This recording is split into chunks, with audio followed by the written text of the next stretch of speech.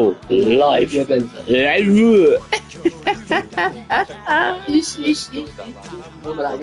See, this is what I want. I want this one. Send to me. Inshallah.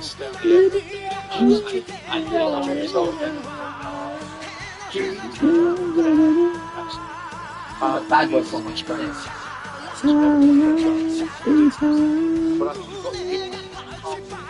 All the time that one little bands, all the time.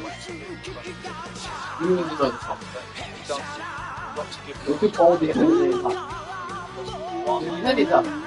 I'm send it there. I'm gonna send all of it to my Instagram. Inshallah. Leaders and made it. John Dyche might not be the most fashionable, might not be the most charismatic, might not be the most flamboyant, but this is what characters and leaders should look like.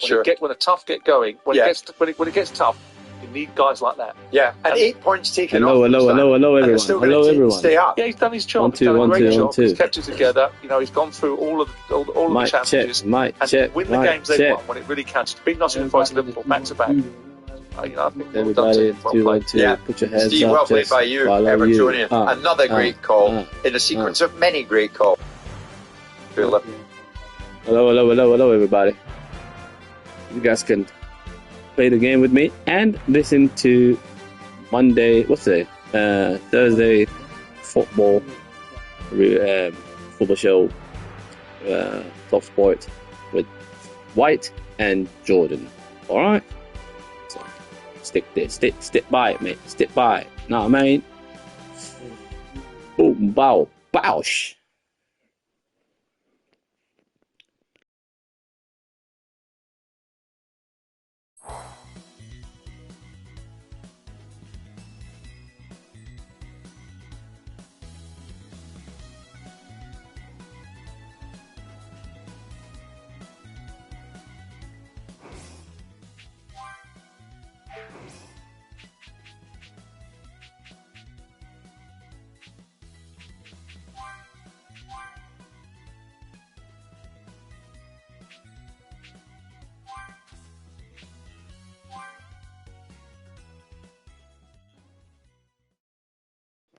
Sorry, lads. Just opened up the wrong one.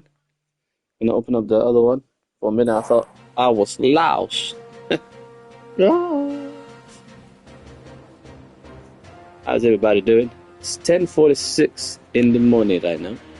Seeing how everyone's doing. Hope everybody's great. Hope y'all are gonna have a great Thursday night. Let's get on the game. See what's happening.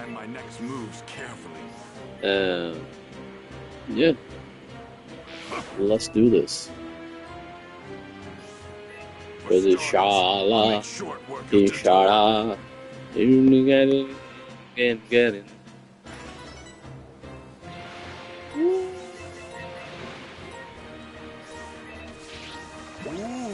What is this power?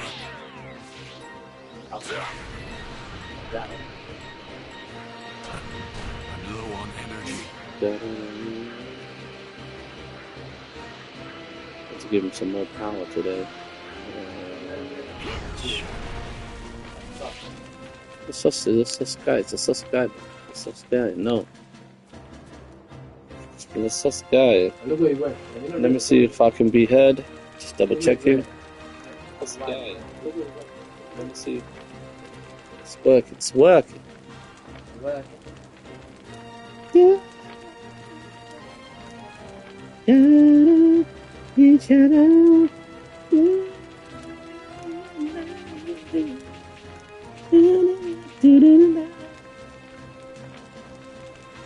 Talk sport, traffic and travel with My Dear Cooling and Heating. Find an easier route to win heat pump chiller projects with My Dear. Win more, earn faster. That's the My Dear idea. Middlesbrough, there are delays spelled on the A19 approaching Acklam. where there's a broken down vehicle on the exit slip to the Mandale interchange. There are delays towards Hull on the A164 at Willoughby. It's because of roadworks here. In Cambridgeshire, an accident near Spaldwick affecting the A14 at junction 16 with congestion back to 20 at Ellington. Kent, you'll find delays around Newry Green A20 closure near Folkestone services and the M20. I'm Sarah Elliott.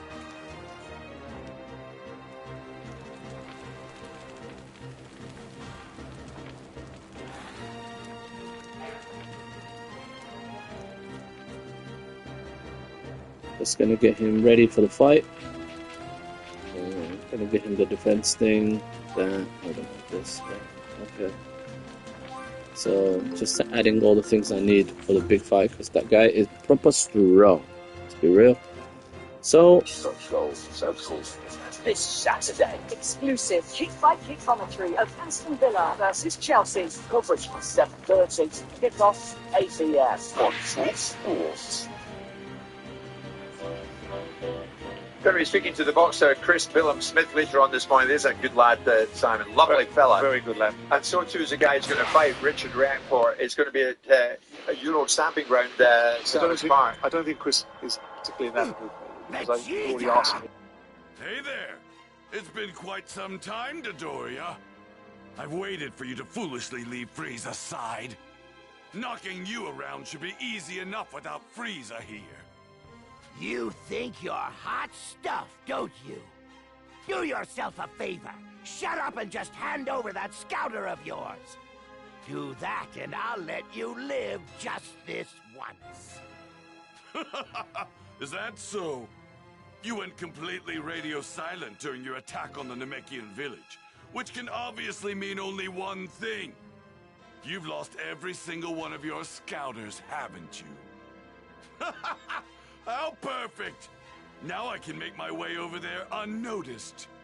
You want this, don't you? I guess you're not as dumb as you look, Vegeta.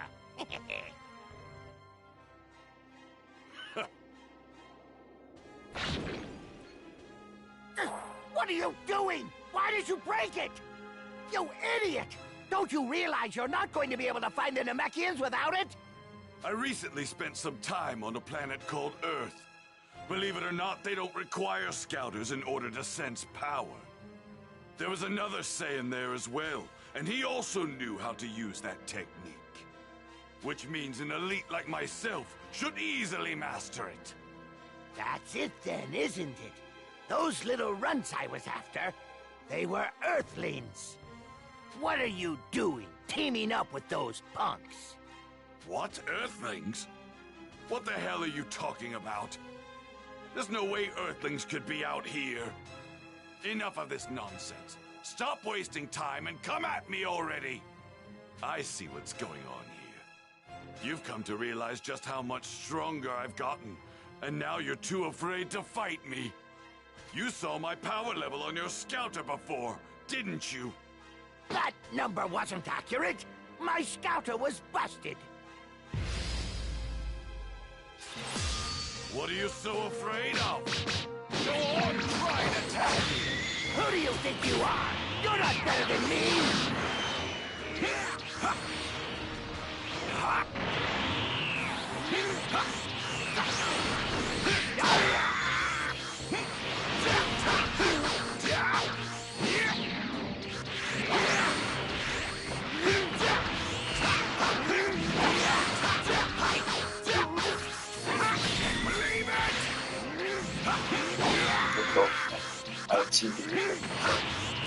You have two giveaways, you have 2 times behind, using the game, 2 negatives, and focus on discipline,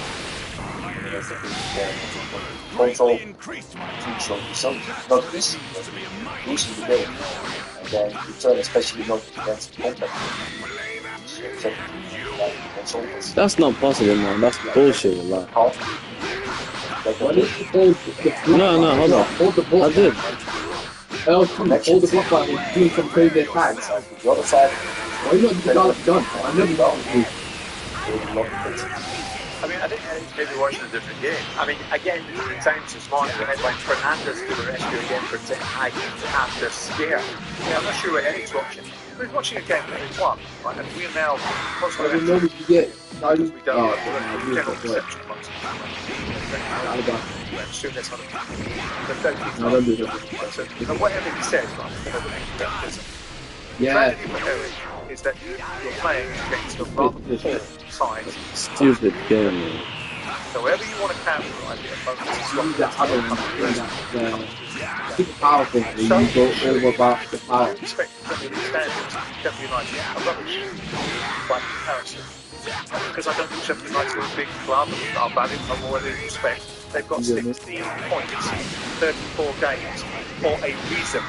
Because they're not very good, so they should be put to the sword. If you were playing against the top 10 side or top 6 side, you don't have that characterization. When you're playing against the wicked boys in the Premier League, you start to take yourself into the credibility area of saying, well, that's very good, Eric, but hang on a second, can you make it a little bit more difficult for yourself? Shouldn't you really be riding across these teams at a canter? And really and truly, your explanation of overcoming adversity is wonderful, but you're playing against a poor side. I get it. I mean, I know what you think, and I know what Murphy and Sooners think, maybe about Ten Hag. I mean, I'm no defender of Ten Hag. Why should I be? Why would I be? But having said that, he can't do right for the wrong, can he? I mean, I don't see him do much. They win a cup tie and get to the cup final of the weekend. It's an embarrassment. Hey, that was an embarrassment. They win last night. You were winning! Just watch there. Why?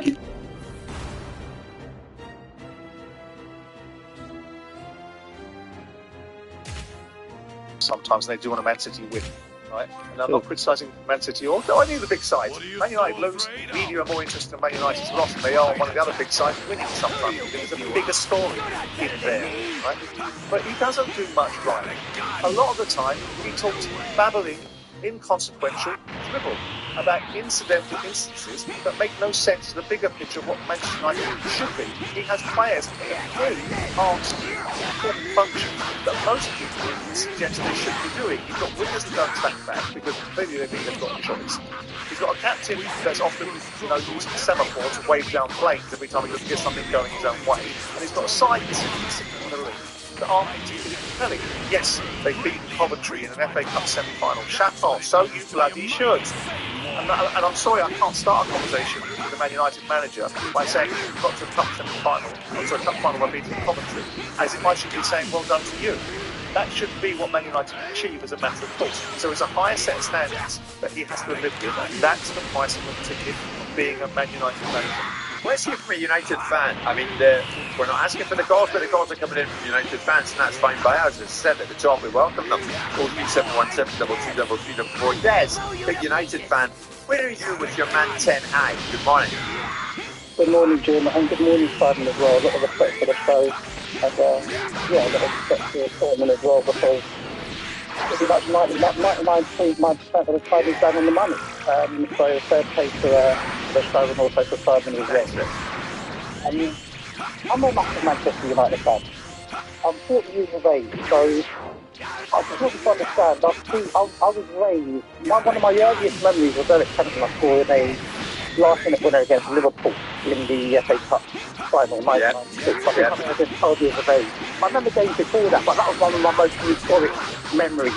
Since then, I've seen the treble, I've seen the 13 titles under Sir Alex as well. So I know we've got stuff. I know we're not in our best wish ever both. Just to put some context behind this phone call.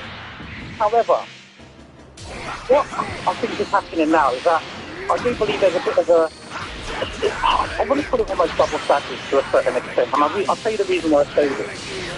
I've got a Liverpool friend, and he's been messaging back and forth ever since the World Cup. Every single day. I'm a Man United fan, he's a Liverpool fan.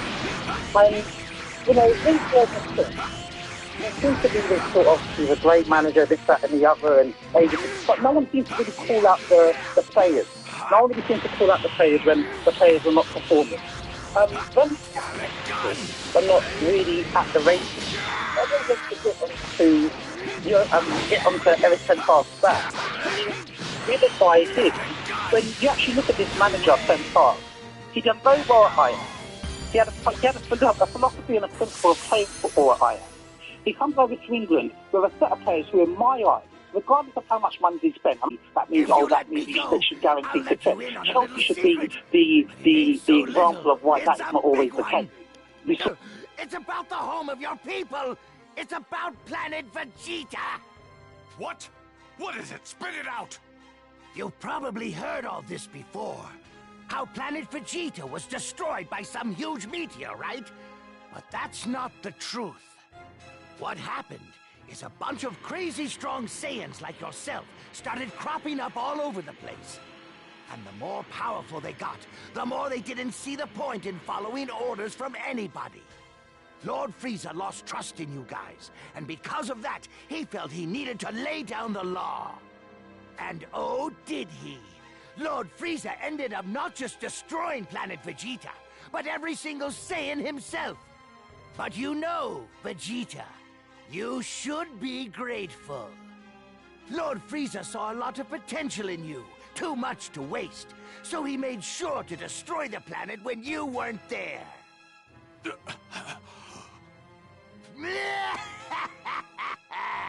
I bet that was a lot to take in, huh? You're wrong about that, Dodoria. I couldn't care less about my planet, my comrades, or even my parents. But what infuriates me to no end is how I let myself be used all this time by bastards like you! Thinking about it makes me sick to my stomach! Lord Frieza!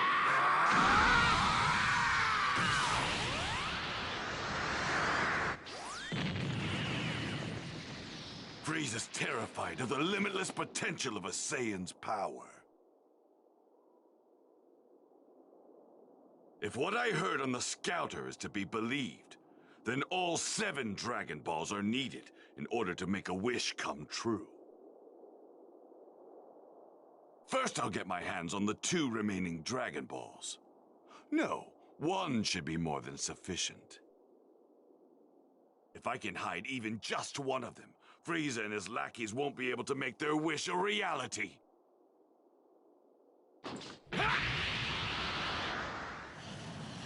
Then all I have to do is wait until their guard is down and steal the rest of them.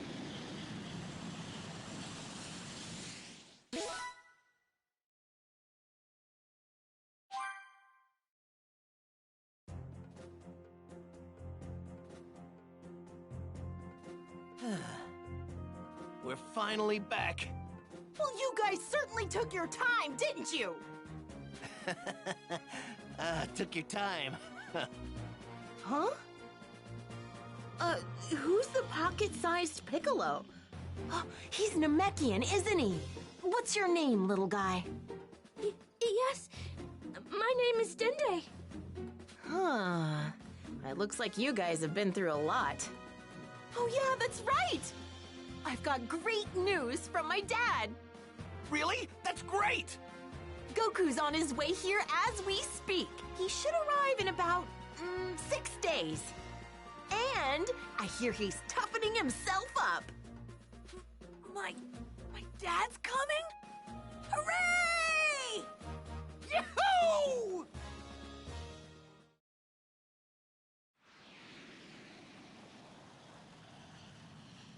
Six days remained until Goku would arrive on planet Namek.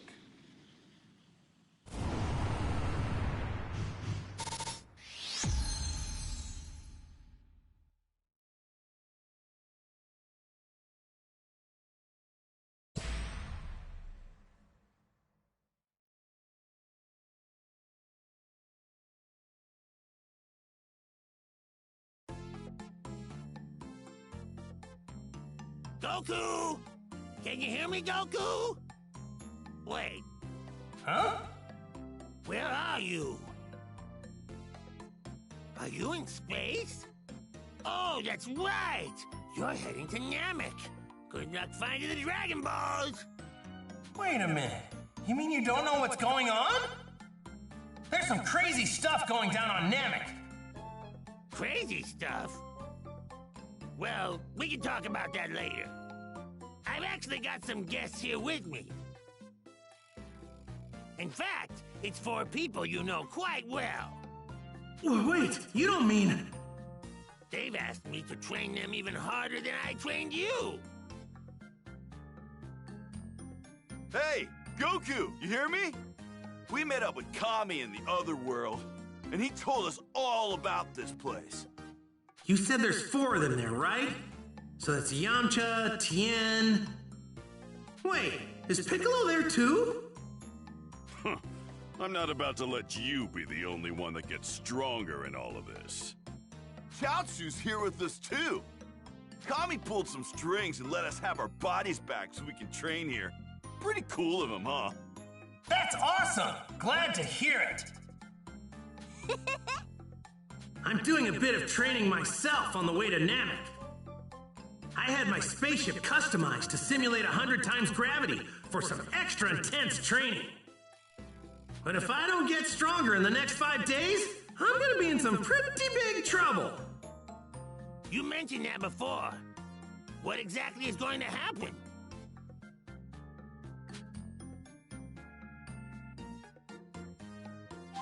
What? Whoa, hold on. You mean there's someone out there that's stronger than Vegeta? Wait, you're not talking about Frieza, are you? Beats me. I didn't hear anything about a Frieza. You know him, King Kai? Listen, Goku. If it's actually Frieza, then stay far away from him! Get on his bad side and you're begging for trouble! I'm telling you, not just for your own safety, but for the safety of Earth, Namek, and every other planet in the universe! Is he really that strong? I kinda wanna meet him now. Do not go anywhere near him! You hear me?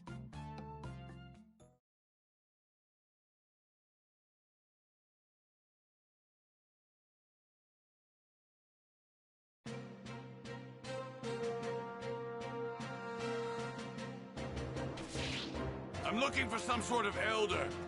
I'm here to retrieve the Dragon Ball.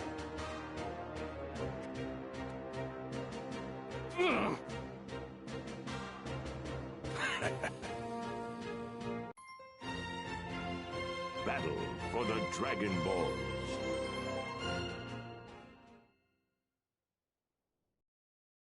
Krillin, did you feel that?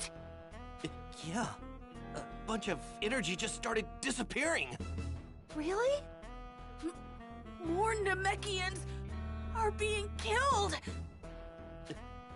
And the one doing the killing has a very familiar energy. It's Vegeta!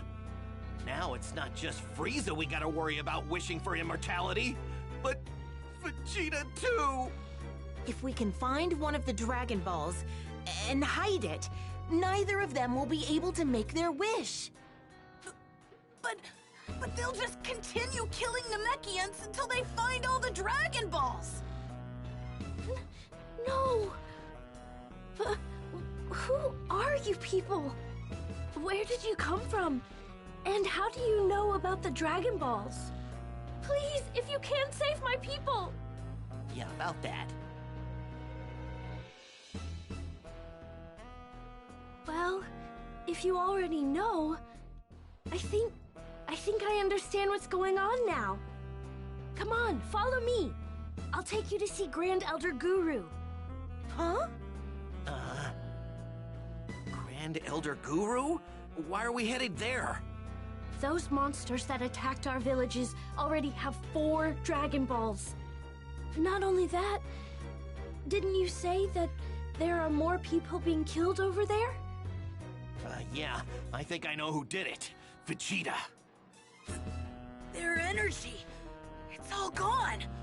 There's no one left. Then that means there aren't many Namekians left on this planet. Oh man. Even if we find the Dragon Ball in the village that Vegeta attacked, that still leaves 1. Wait, does Grand Elder Guru have the last Dragon Ball? Yes. Not good! If Vegeta reaches him before us, he'll get his hands on the 7th Dragon Ball! We have to hurry and let Guru know. I'll go with Dende. Gohan and Bulma, you two wait here. There's no point in all of us going, okay? Right. Be careful, you guys.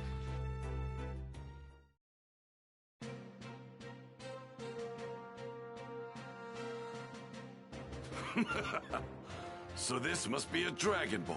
Fascinating. It must be kept safe. Time to hide it.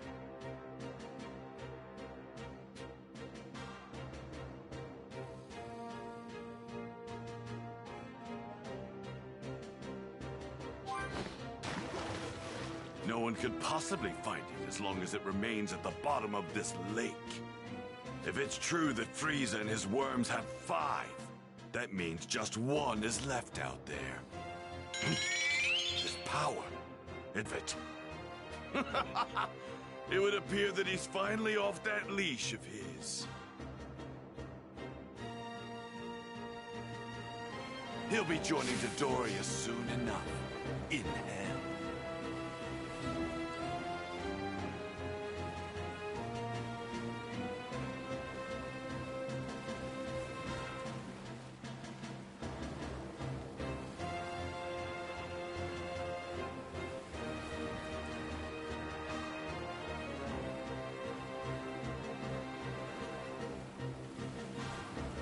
To see that listen, with pain after delivering a product that wasn't acceptable by our standards.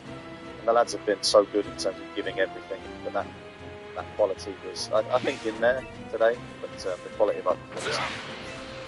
So Eddie fronting up, as he always does, Simon. But Murphy called it, didn't he? yeah, Danny called it, and he was ready to do so. Actually, I texted him last night to tell him just that. They're 7th, Newcastle United, on 50 points. You should pick up 3 at the weekend when they play Sheffield United, with all due respect to Sheffield United. But getting into that, right now, looking at this from afar, after what they did last season, presumably they punched above their weight last season. Because now they're at where they're at. Where are they at? What's the expectation? Well, I think the expectation has to be balanced with a degree of reality.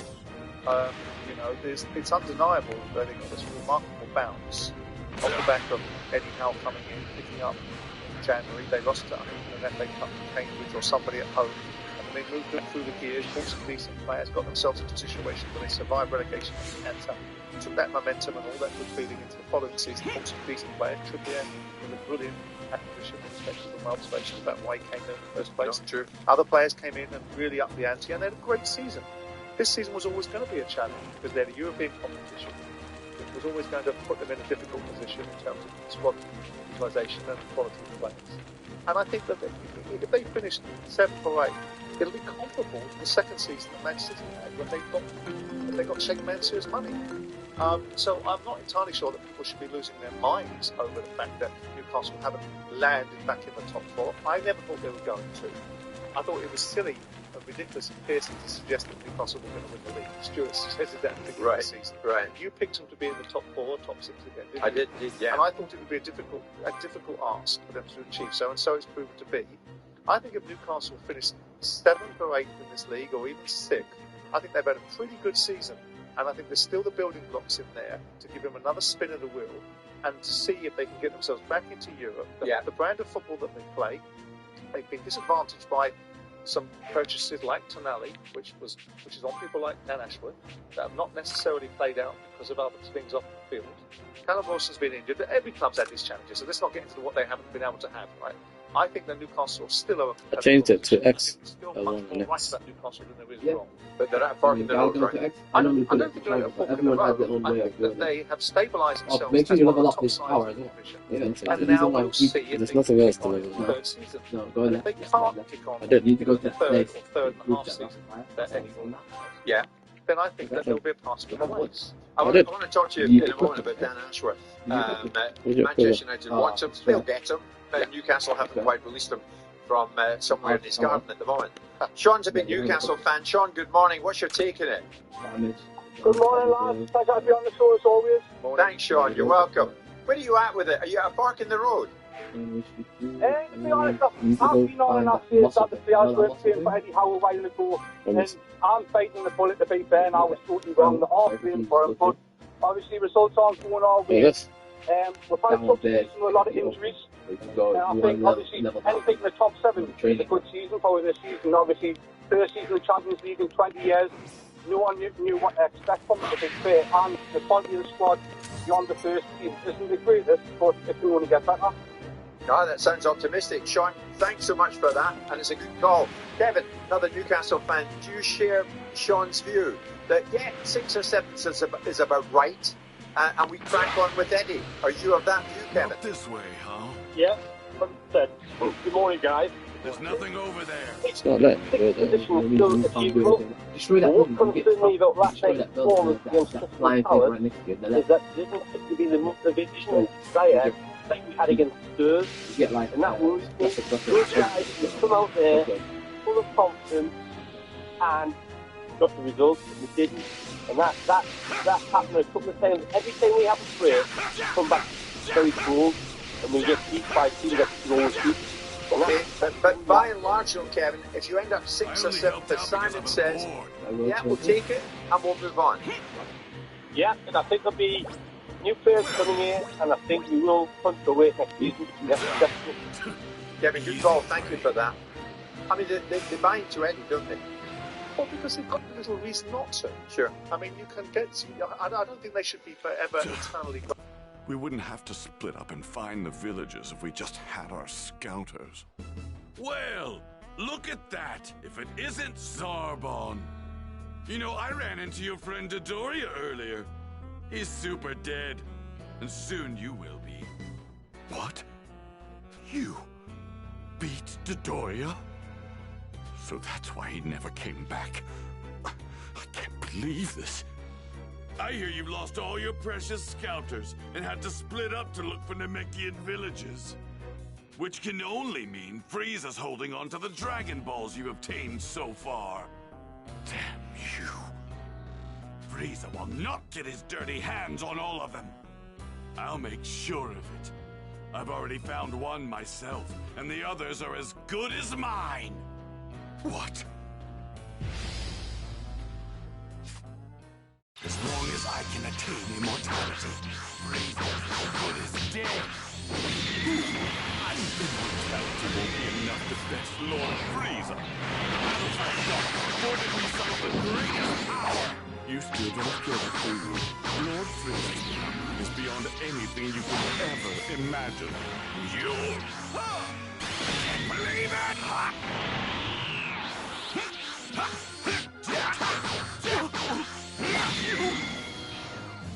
Got a gun! They still feared the power of the sea. Just a taste of that very power.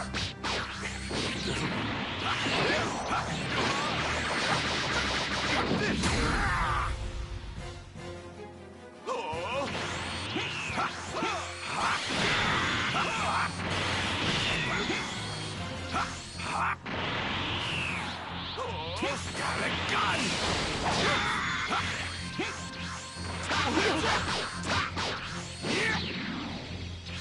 Believe it! Damn you!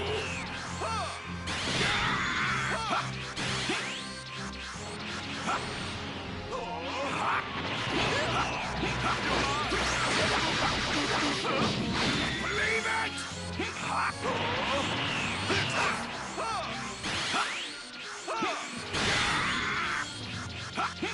Prepare yourself!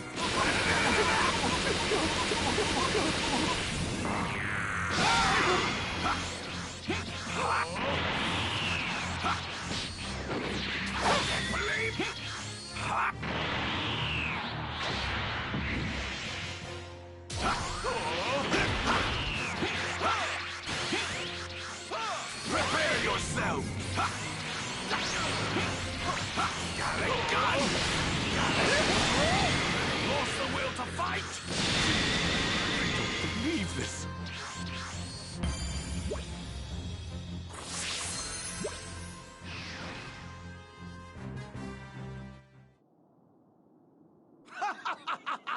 After all that, you couldn't lay a finger on me!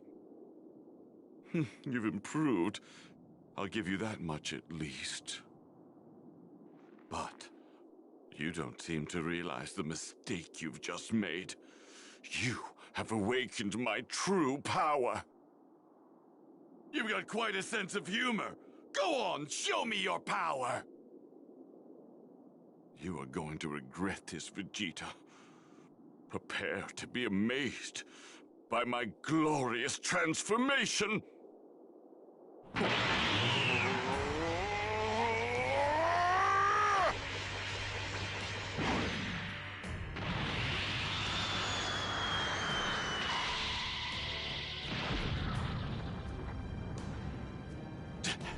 Damn you! You must feel pretty foolish. You went to all that trouble to grow stronger, and for what? Nothing. And here's something else you probably didn't know. Lord Frieza also hides his true power behind transformations. But... Oh, he passed out. I'm afraid I can't let you die just yet. I still have a lot to ask you.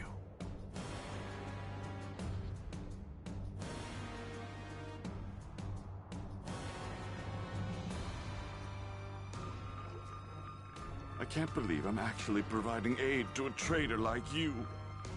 Once you're fully conscious, you're going to tell me where you've hidden the Dragon Ball.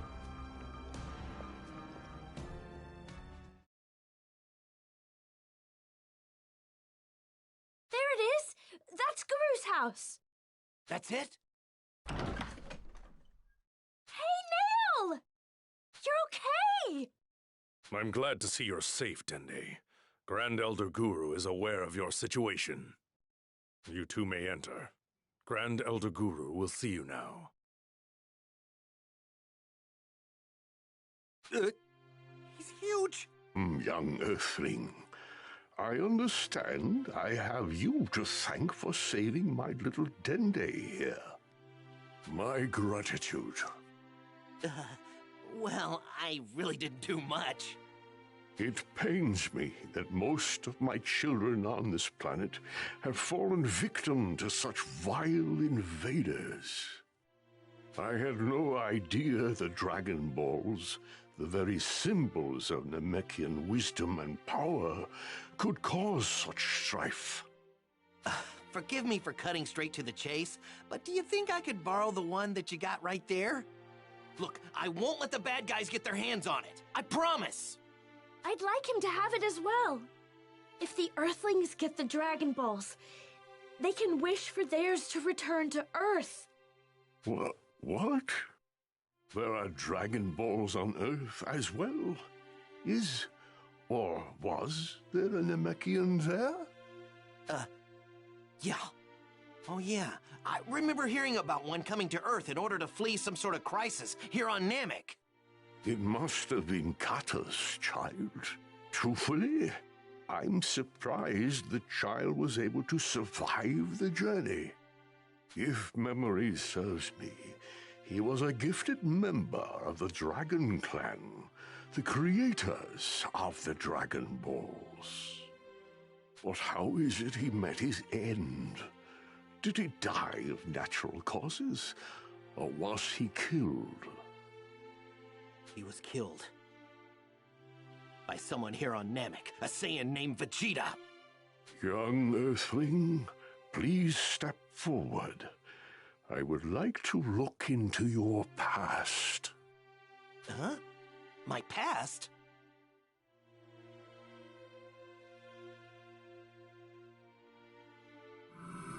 My goodness! He split himself in two to combat the evil in his own heart? How foolish! To reduce such extraordinary potential is such a waste. If he had remained as one, he might not have met with such a horrible fate. Remained as one? Wait, does that mean if Kami and Piccolo rejoin, Piccolo will get his power back? Very well. I can see that your intentions are pure, and that you have exhibited great bravery thus far. I will entrust this Dragon Ball to you. However, You might not be able to make your wish. What do you mean? Unfortunately, I am not long for this world. I have perhaps only a few days left. Do you think you can reclaim the remaining Dragon Balls from those horrible fiends? As strong as you are, I fear that might prove impossible. Once I am gone, the Dragon Balls will cease to exist. I see. Well, I guess we'll just have to do what we can. I'll keep the Dragon Ball, and I'll guard it with my life. I appreciate it. I must say, you seem to possess a great deal of strength for an Earthling. But much of it lies dormant and unrealized.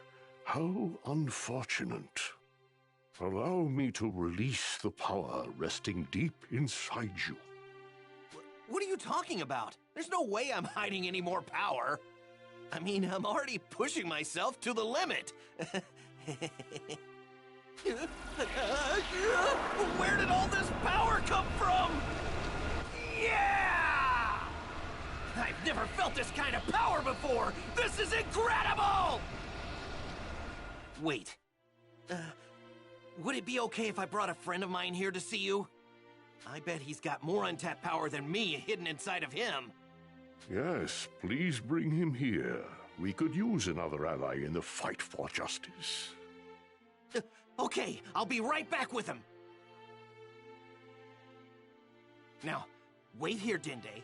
I'm gonna go get Gohan, okay? All right. Be careful.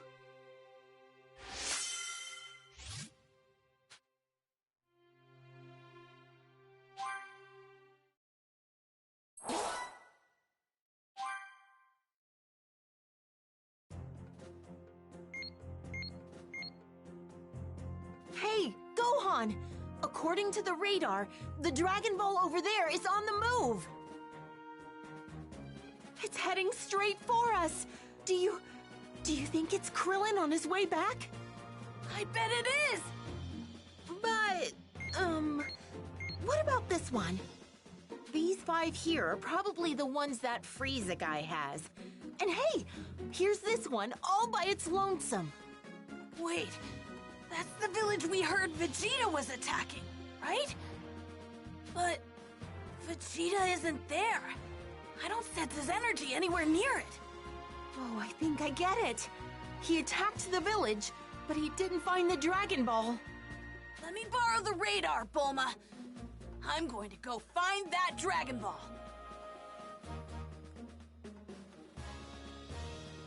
Okay, here we go. Hey! Actually...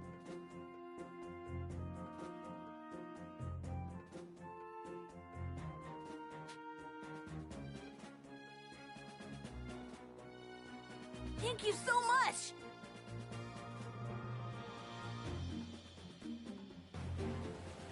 Perfect. Now's my chance! I'm not sensing any scary energy in the area. That's good. Okay, so we're back again.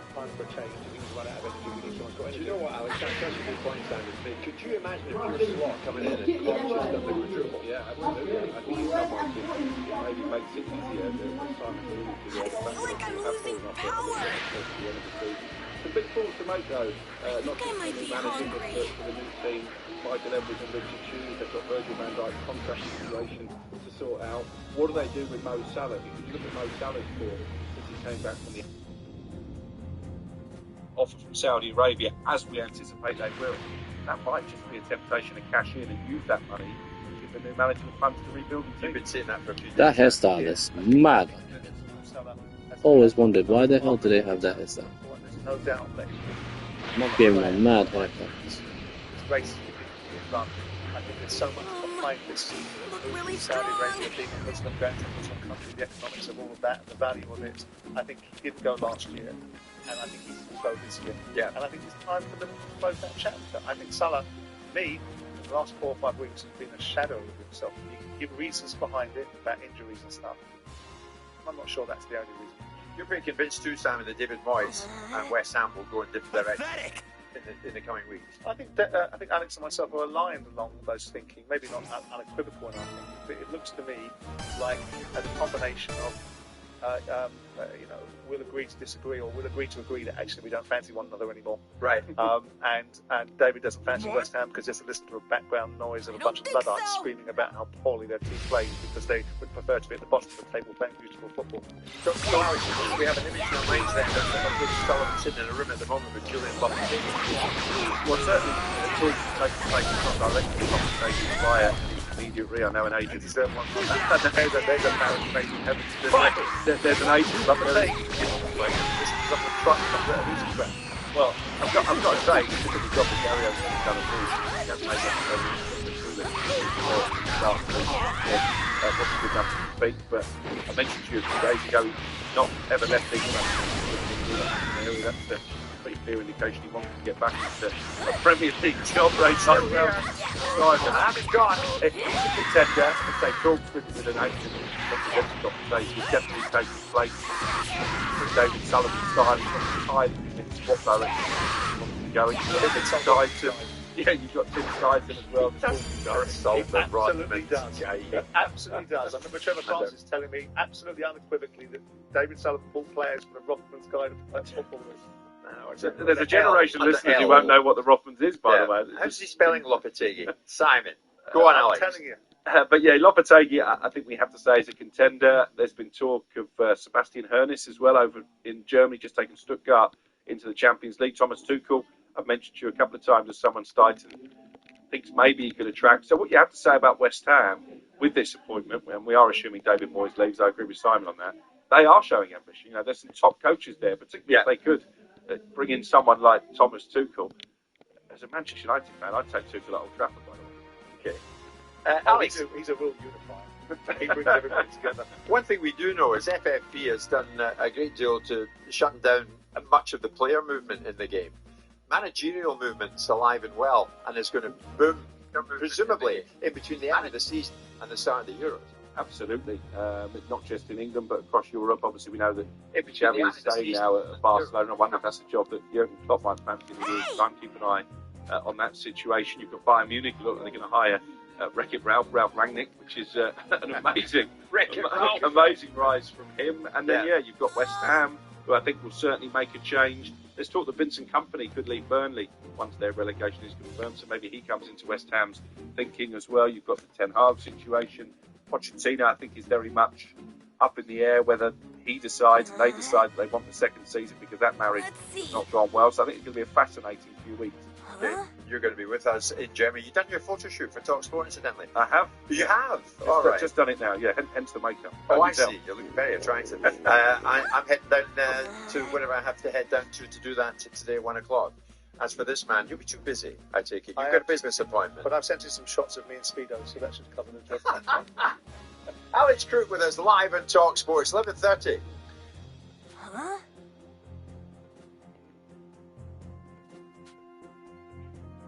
All right. So that was Talk Sports.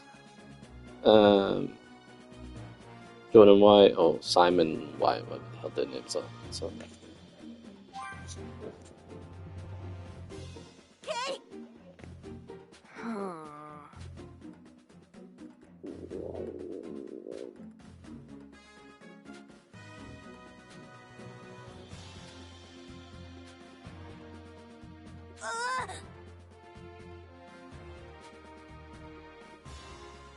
What?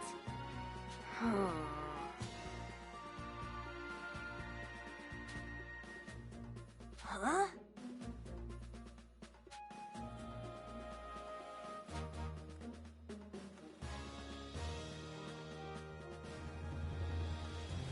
I have to hurry.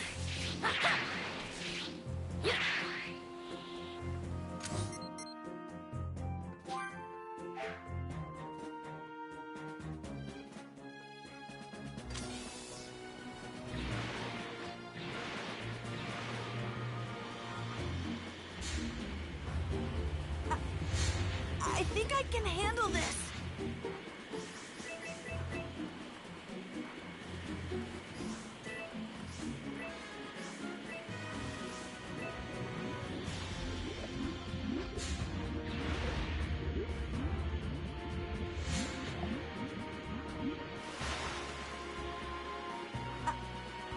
I think I can handle this.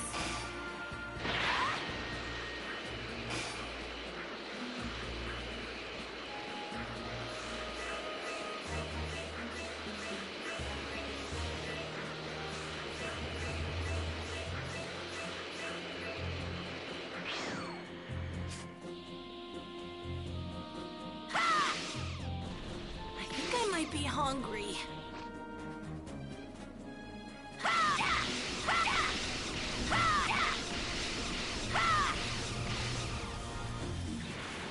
I did it! Hooray! I found a good one!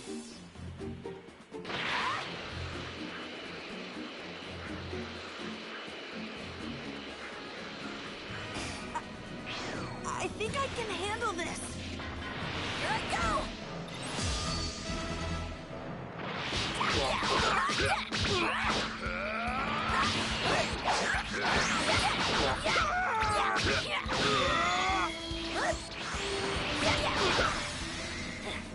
How's that?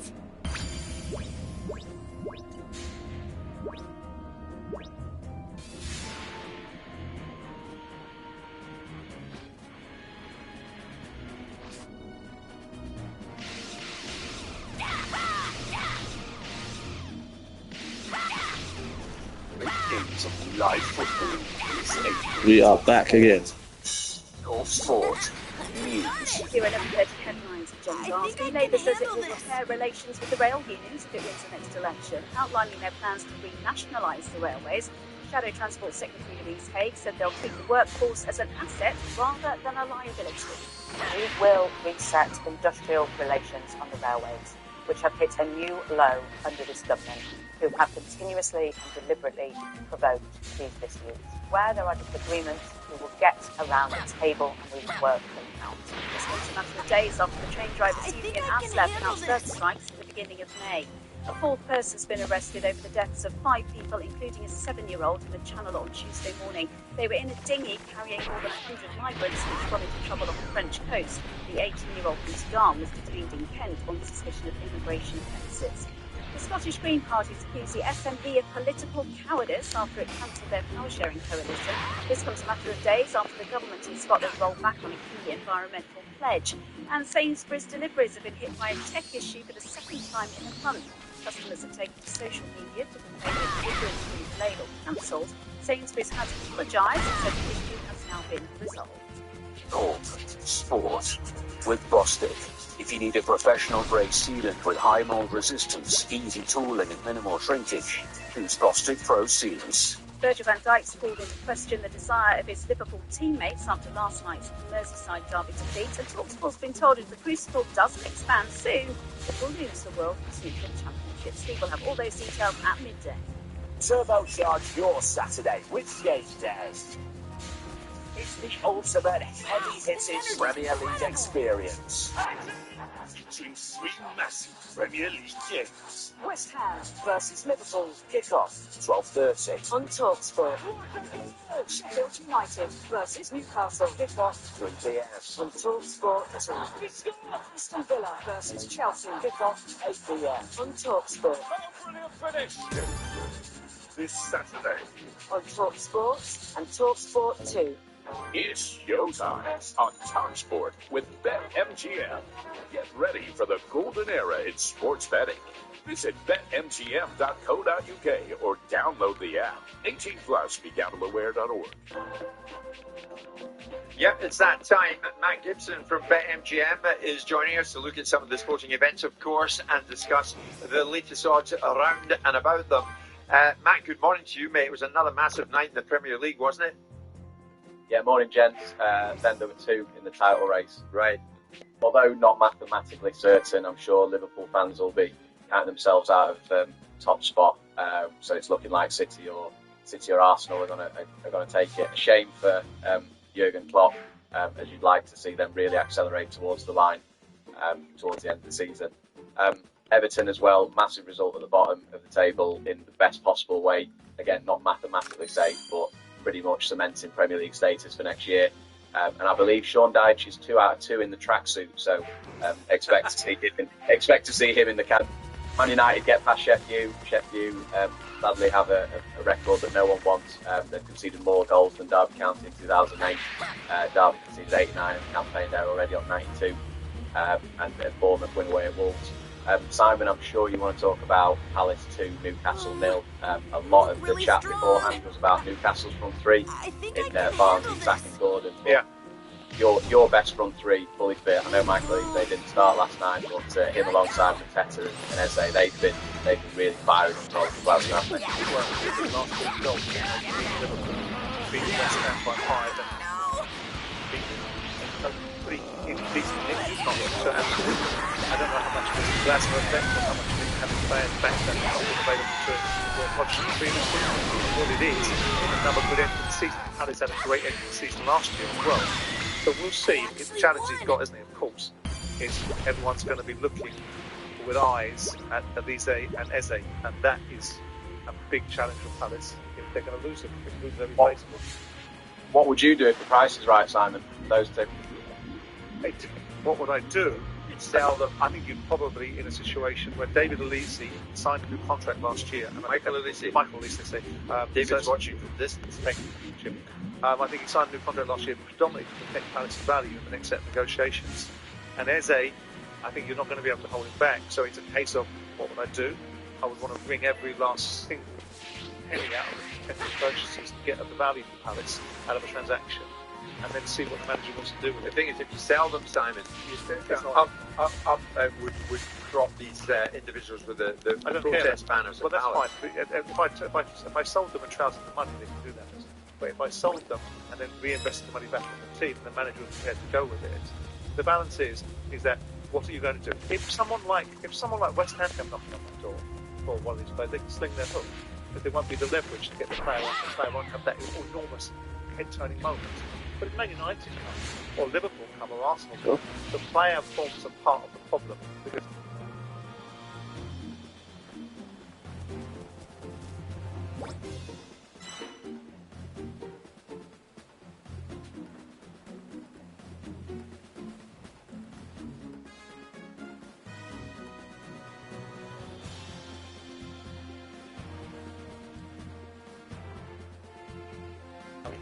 if Charlie Method turned up with Charlton, I'd sell them to them.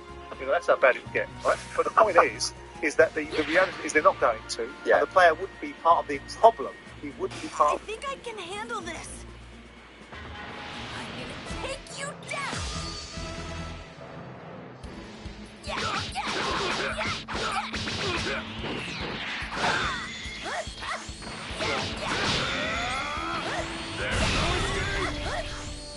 I've seen a bit of that. It does seem a big price, but they are playing the champs. City lost one away games in the middle. We're with a draw at 23-5. Potential player focus. Phil Foden is just one goal away from 50 Premier League goals, and the most prolific against Brighton than any other team. He's played 9, won 7, 6 goals and 1 assist. So we priced Phil Foden at first goal scorer in City to win at 5-1. And also expect De Bruyne to be right in the thick of things. He kind of comes out when the pressure is on and when City needs something big to happen. So De Bruyne to score an assist was special at 10-1. Excellent stuff. Night 13, incredibly, of the BetMGM Premier League Darts in Liverpool. What have you got for us, Matt? Yeah, we're approaching the business end of this. Liverpool tonight, and then there's just Aberdeen, Leeds and Sheffield to go before the finals in at the end of May. Luke Humphries, Nathan Aspinall, probably the standout quarter-final tie. There's a little bit of pressure on Michael Van Gerwen as well. He's currently in 4th spot. Michael Smith just 2 points behind him. Interestingly enough, Michael Van Gerwen's won more nights than anyone. He's won 4 nights, but he's been knocked out in the quarter-finals as much as Peter Wright has. He progresses with the quarters, he's got a red hot chance of winning it. Again, Gerwen Price is an interesting one. He played really well. He's averaged just under 100 for the tournament, and he's not bad value at 6-1 to win Liverpool tonight. And of course, I've got to mention 71 for 9 data. Absolutely terrific. Matt, thank you for that. Simon, one thing about the darts, the crowds come out to ask guys, don't they? And they're all personalities in their own right. I mean, I've kind of get into it this time around. But look at the framework that's been created by Sky and by Barry Hearn, and created this wonderful event that's now become such a part of sporting culture in this country, and the energy and the vitality and the personality and the build-up and the stylization of it all. Brilliant. It is brilliant. It's give credit where credit's due. What? Okay, yep, night 13 of the BetMGM Premier League Darts in Liverpool tonight. Matt Gibson from BetMGM, thank you for your time. Remember, visit betmgm.co.uk or download the app. You've got to be 18 and over. BeGambleAware.org. Right. It's showtime on TalkSport with BetMGM. Making every game an occasion with tools that'll help you play safe. 18 plus, BeGambleAware.org. Actually, Simon, still on the theme of Barry Hearn, he was on the earlier show this morning. The topic, the future or otherwise of the Crucible as a venue in Sheffield. It begs the question, does traditionalism and sentimentality no longer have a place in sport? Barry has warned Sheffield City Council that staging the World Snooker Championship will become less likely unless the Crucible is torn down and replaced with a bigger capacity venue. And of course, Riyadh breathing down everybody's necks, wanting sport, including darts, including snooker, including all sorts at this particular time. This was Barry on Breakfast.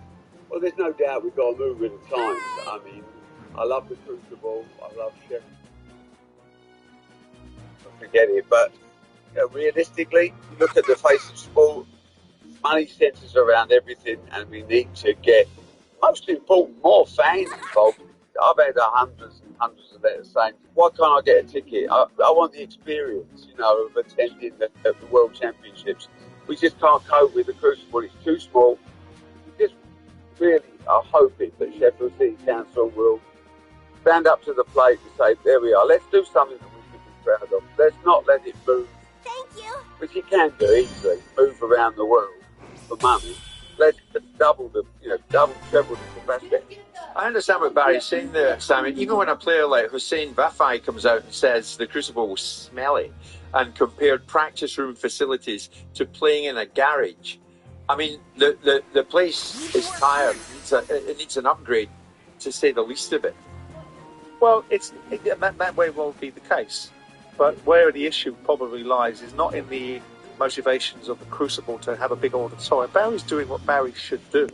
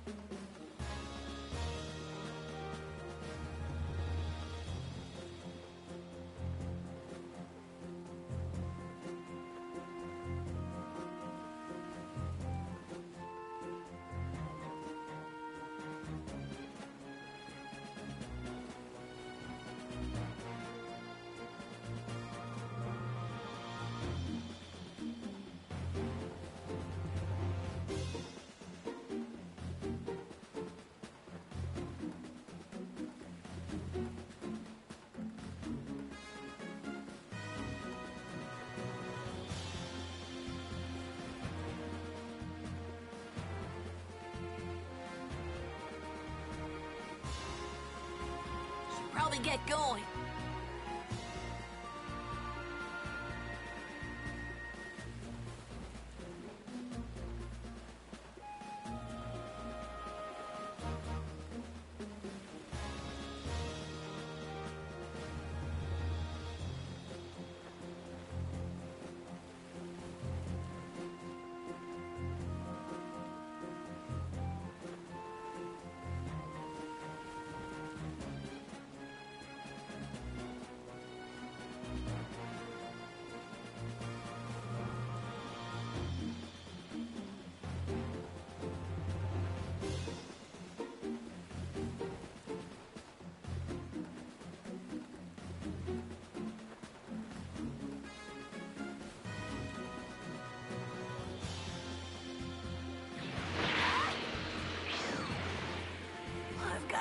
something.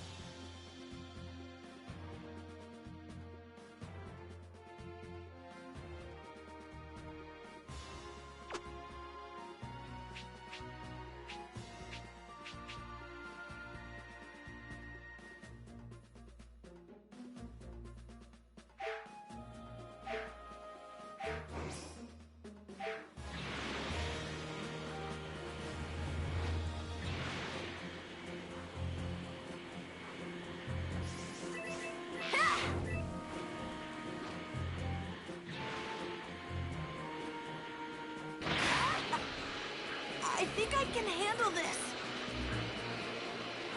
Let's see. It should be right around here. There's no one left alive. How terrible.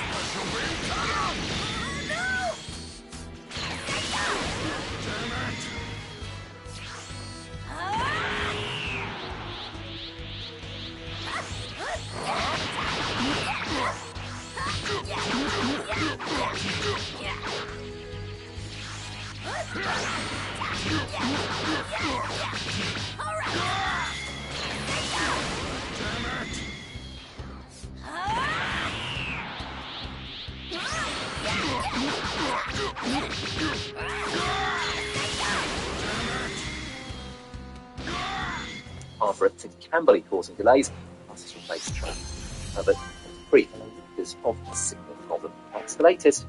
I'm Muscle Holding.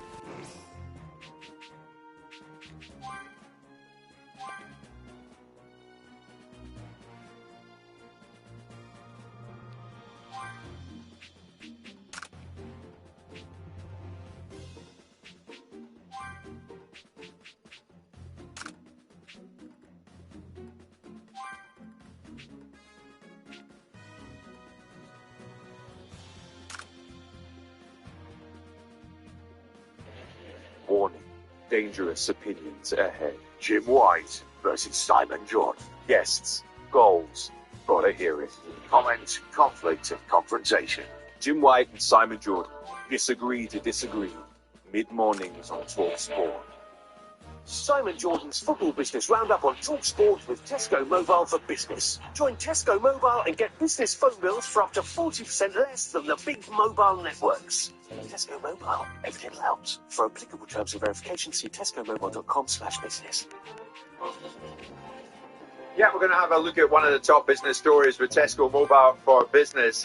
Many people will not know of this. I certainly didn't. It was news to me this morning. The majority of Premier League clubs want to introduce a hard spending cap.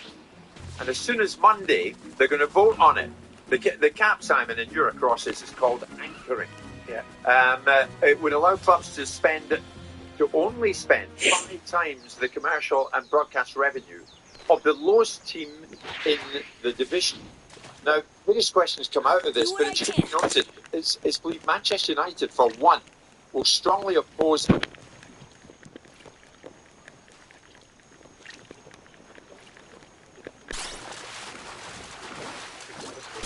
In attracting the best talent. You can make that argument, but the problem with that argument is that the scale revenue generated in the Premier League is so vastly greater than anyone else's league. It kind of negates that argument. Because if you look at the lowest club in the Premier League getting 105 million quid or there and thereabouts, and you look at what they get in other leagues, you'll find that the biggest clubs, as a result of commercial distributions in those leagues, get that kind of revenue. So it doesn't quite make that argument that actually we're going to be disadvantaged. You're always going to be disadvantaged against Saudi because they don't have any rules. They'll do what they please. But right now, that's not a proper grown-up league, so proper players aren't really going to go there because the competitiveness of that league isn't there. So you're talking about, does it lose its luster against Germany, against Italy, against Spain? Right. No, I don't think that happens. No. I think... This is awful. The village is in ruins. Got to find that Dragon Ball.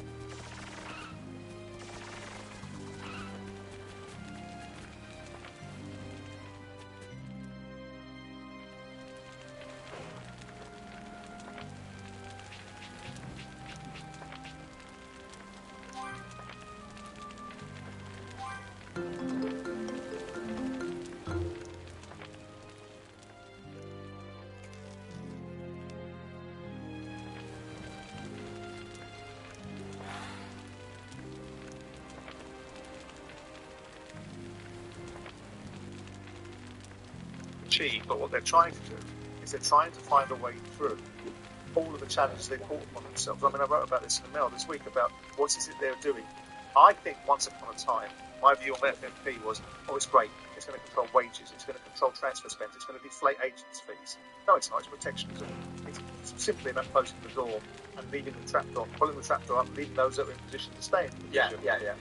And so with that in mind, and when you work out rules, why rules are being implemented, you want to work out who's proposing those rules. And then you can work out what their motivations are. What the reason is for. And so with this in mind, I don't think this has been flying about for some time, this anchoring principle. It actually is an American principle. It comes from American ideologies, and it's based upon something like distributions that make it's like the draft principle, i.e. you finish bottom of the league, you get the first draft. You get the first pick. First pick is the best player coming out of college ball, right? So that it kind of equalises it up. If you want to trade that draft, some economics or some other players that make a squad supplement in the NFL or the NBA or whatever it is, you do that. So incentive in this, which is why it's surprising that this is an American idea. Why it's surprising that United are not involved in this. Well, we didn't level it up, though. Well, in some respects, it would help the gap. In some respects, reduce the financial gap between the English clubs and the Champions League and the rest. Well, there isn't a gap between the English clubs and the Champions League. Because the English clubs spend more money than the Champions League clubs. All of them. You know, there's a few exceptions, but you know, the colorful transactions to buy Neymar for 150 million quid. But most of the time, on wages, on transfer fees, on aggregate spend, our league dwarfs everybody's league. And we pop their leagues up. We're the ones that are giving them all the league to go. You know, Portugal wouldn't have 105 million. Right, wouldn't have 105 million quid unless the English club came on 40. But within the Premier League itself, will it reduce the gap between, say, the top four and everybody else? Well, it looks as if it does, because it looks like, in essence, that if you are anchoring, and it's the sole, this is the sole facet, that your multiple. Yay, I found it!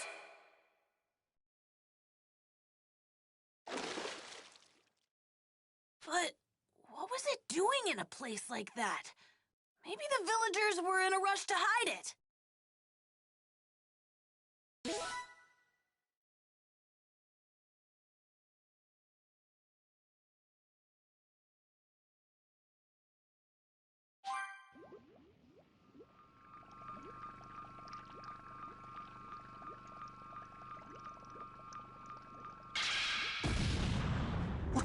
What was that explosion just now? Oh, it can't be.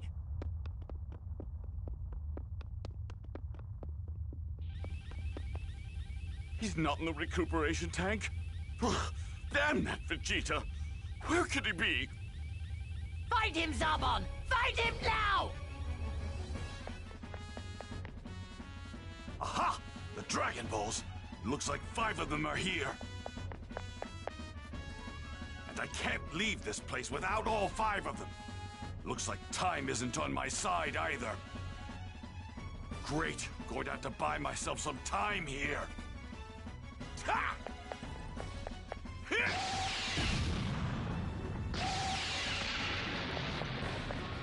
Ha! There we go. Now it's my turn. That filthy Saiyan monkey! Vegeta appears to be after the Dragon Balls! The Dragon Balls! Damn that Vegeta!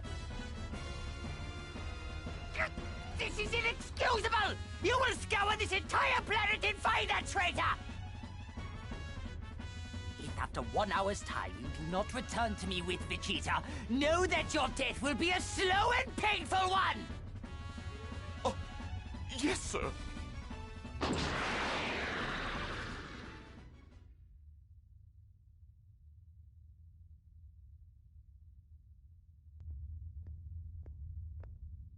It pains me to say, but it appears Saiyans are capable of more than I initially thought. They seem to grow stronger with each battle they manage to survive. They can't hope to reach my superior level, of course. Still, it might prove prudent to finally rid myself of them once and for all. It would be quite bothersome if I had to deal with a Super Saiyan. It seems it may be time to call the Ginyu Force.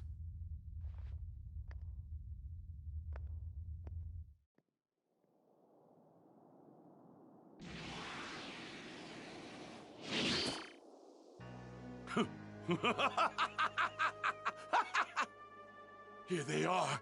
Yes, yes, I'm untouchable! This is what you get, Frieza! Your Dragon Balls are finally mine! Now that I have these and the one that I hid underwater, that leaves just 1 to collect, then I'll have all 7! Huh? This huge power, is that Zarbon? This was great! I had no idea I had this kind of power! I bet I can make it back to Gohan in no time at all!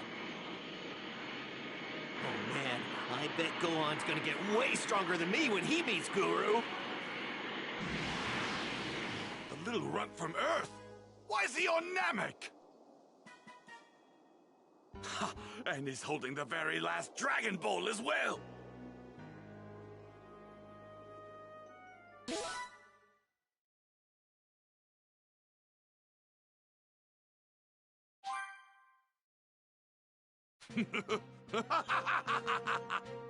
Seems fortune is smiling quite favorably on yours truly today. Oh, damn that Vegeta. Where did he go? Oh, if I don't find him soon, Lord Frieza will have my head. Wait, that... Oh, I've finally found you, Vegeta! A huge power level is on its way here. I guess Zarbon found me. Good. Once I get that Dragon Ball off the pint-sized Earthling, I'll finish him off once and for all.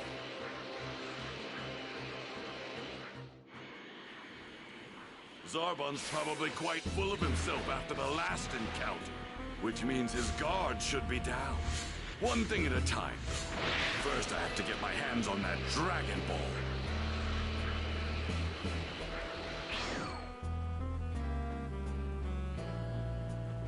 Does Eddie Howe speaking? Newcastle reach top 6 this season. It's difficult to see that right this second, where we're... Fortune's finally smiling upon me. 2-0 loss at Palace leaves the Magpies 3 points off the pace. And Matchroom President Barry Hearns told talks... We just can't cope with the principles too small. Just really, I hope it was everything council will stand up to the plate and say, there we are, let's do something about it. Former tour chairman says it could end up in Saudi. A reminder that TalkSport has live coverage of City's trip to Brighton later.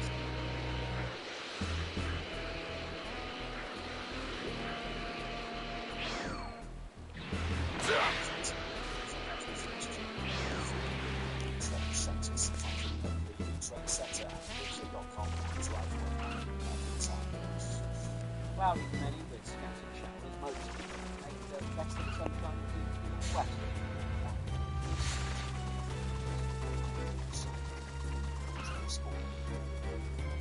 The Dragon Balls are mine!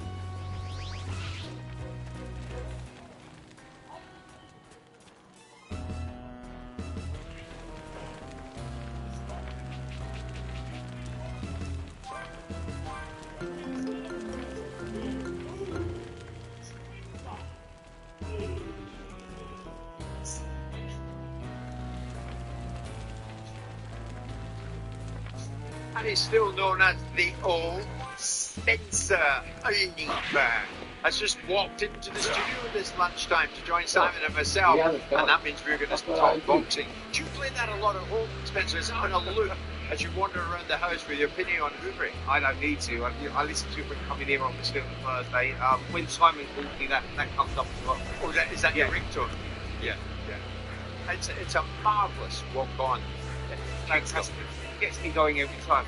Well, that's just, you pop out your chest when you walk in when you hear that call. That's because I'm trying to hold my belly in. Very good shape. Always wearing black. Bulma, I told you to hide! It's not safe for you! Is that a Dragon Ball? Wow, those things are huge here. Yeah, I got it from Guru. He's a remarkable person. Oh yeah, that's right. Where's Gohan? I want to take him to see Guru to increase his power level. He left to go look for the other Dragon Ball. The radar showed one in the village Vegeta attacked before. What? Really? What the? This power? No way! Vegeta! You're a long way from home, Earthling. Oh no. I was so focused on my increase in power that I didn't notice him. He's not wearing a scouter. And that means he must have learned how to sense power levels without one. That's a nice Dragon Ball you've got yourself there. It would appear that you and I are after the same thing. Fortunately for you, I have some business to take care of before I take it. But I'd think twice before doing something stupid like running away if I were you. Huh? There you are.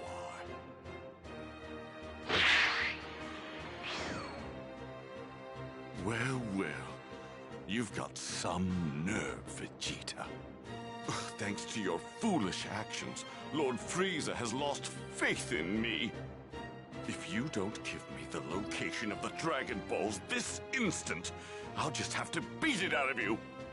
You're welcome to try. You never learn, do you? He's let his guard down.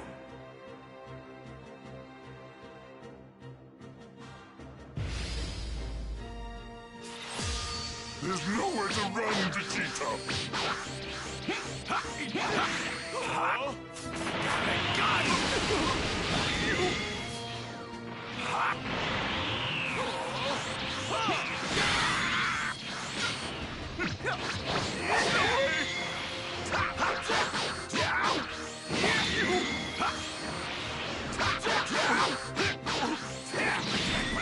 Prepare yourself!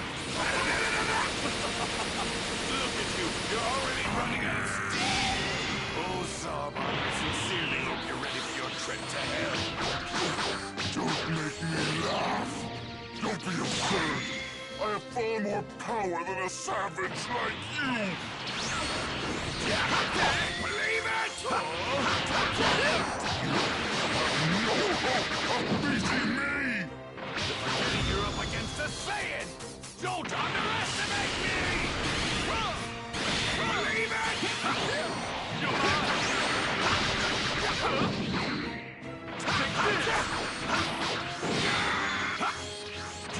Big ol'!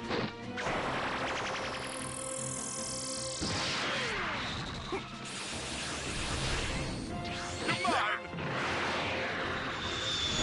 Believe it!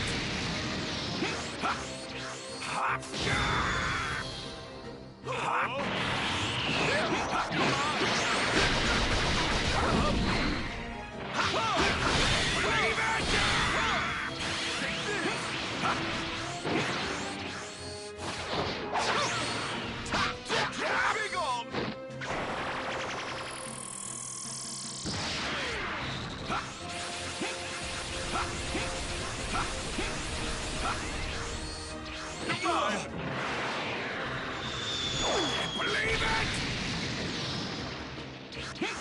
Got a gun! Vegeta!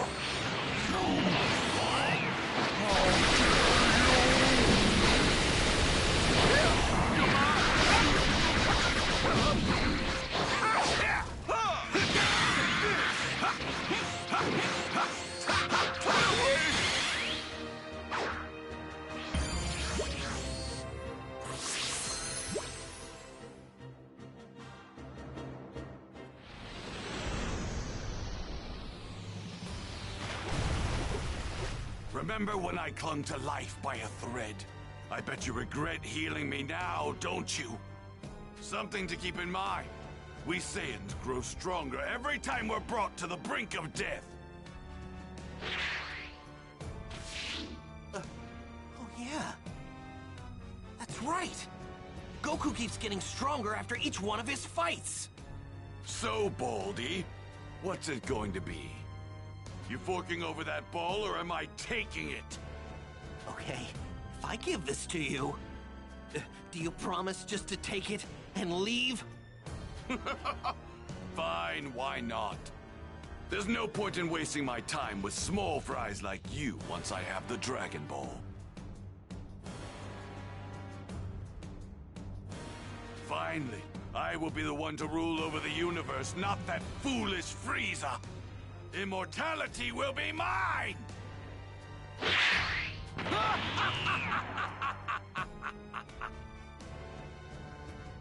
can't just let him have all 7 Dragon Balls. Come on, Gohan, we're counting on you. Whatever you do, don't let Vegeta find you.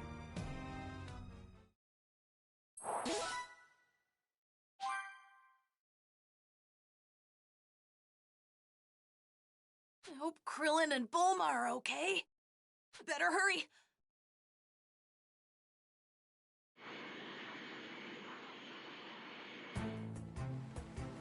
I've got to make sure no one sees me, though.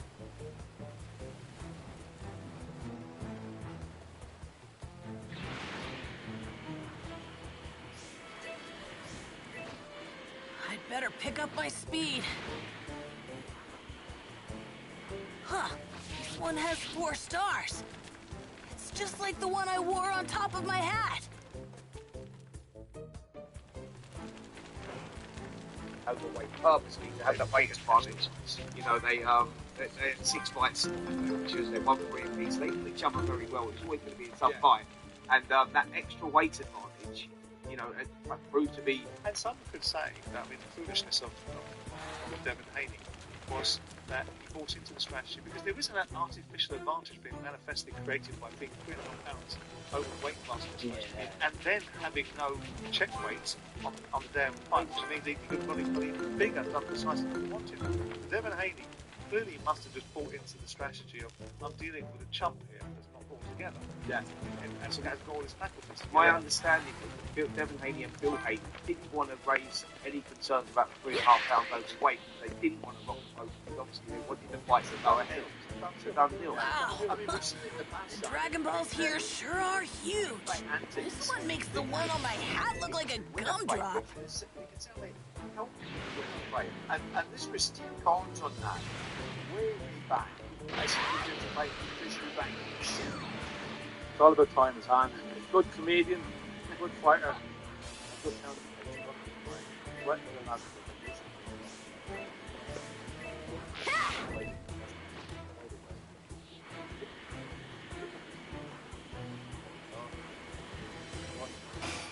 Hold on. I think I can handle this. What's going on here? So what about with the hypnotist? First, just What's coming? Vegeta! I have to hurry up and hide. Where to hide? Where to hide?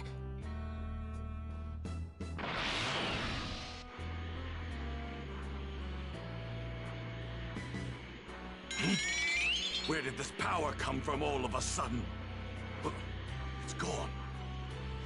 What's going on here? Who's there? If you don't show yourself right now, I'll reduce this place to ashes! Wait! It's only me! Well, if it isn't Kakarot's little brat. That's a Dragon Ball! Wait, where did you get that? It was a gift from that follically challenged friend of yours. Krillin? You killed him, didn't you? No, he's alive. But I'd be more than willing to fix that if you'd like. Huh? And I think I'll let you live.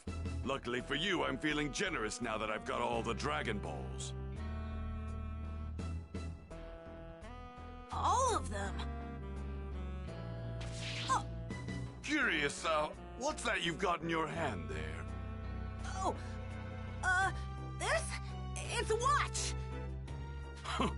With such primitive technology, I'm surprised you Earthlings managed to make it to a remote planet like this. If you're here, then that must mean Kakarot's here too. No, he isn't! Oh, I see. That's too bad. When you get back to Earth, tell Kakarot something for me. The next time we meet, I'm going to turn him and his precious planet into space dust!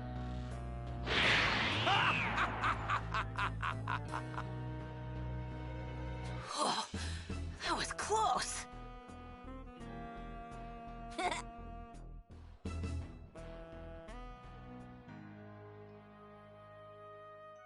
Krillin! Gohan! Krillin, look! Look what I found! Way to go, Gohan! We knew you could do it! Great job, Gohan! We better get out of here, and quickly. Vegeta now knows where to find us. Yeah, I know. I ran into him not too long ago. What? Fortunately, I was able to hide this ball well enough that he didn't find it. Oh man, you're one lucky kid, you know that? That's enough, let's get out of here!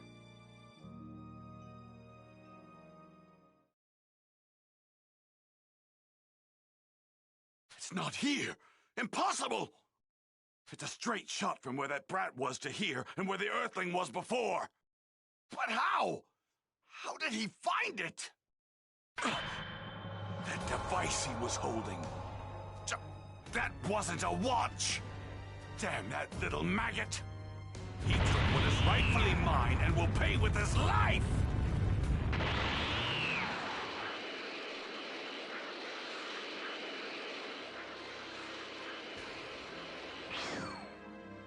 No! They're gone! Those damn Earthlings! They have no idea who they're messing with! It's only a matter of time before they come after the 6 Dragon Balls I have at my disposal. And when they do, I'll make them regret ever having crossed me!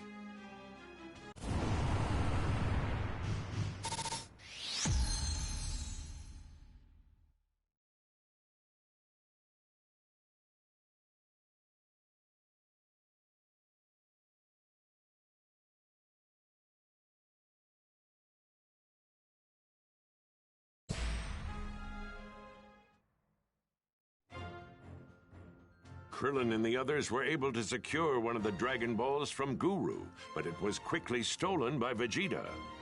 But thanks to Gohan's quick thinking, they were able to prevent Vegeta from getting his hands on all 7 of them. In order to avoid Vegeta's wrath, the trio had to find a new place to hide. Krillin then made his way back to Guru with Gohan in tow.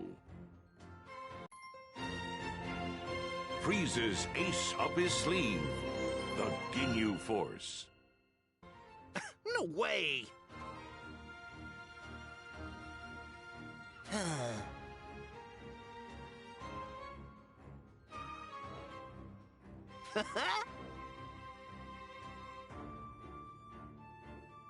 What?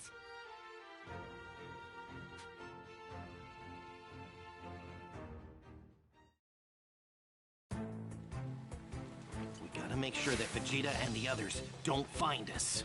Right!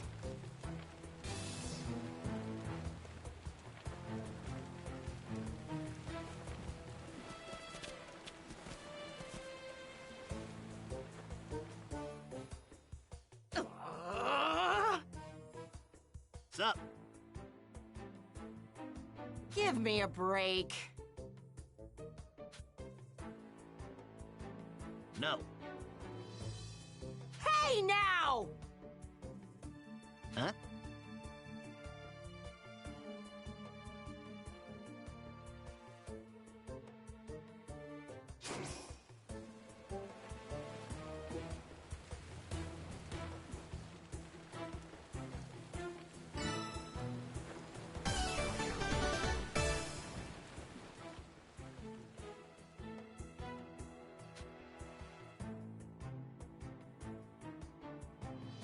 Yeah.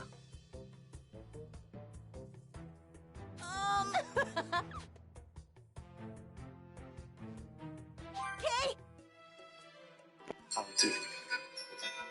So, Dragon Ball and R&B.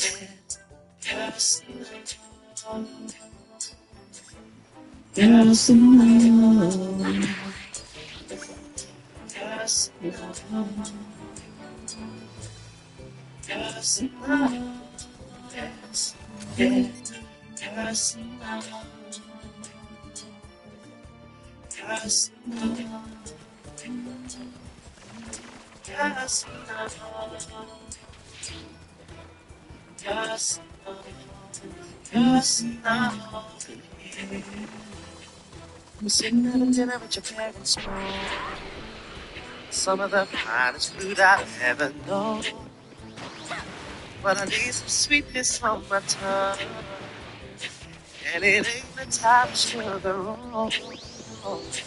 So maybe we can go somewhere.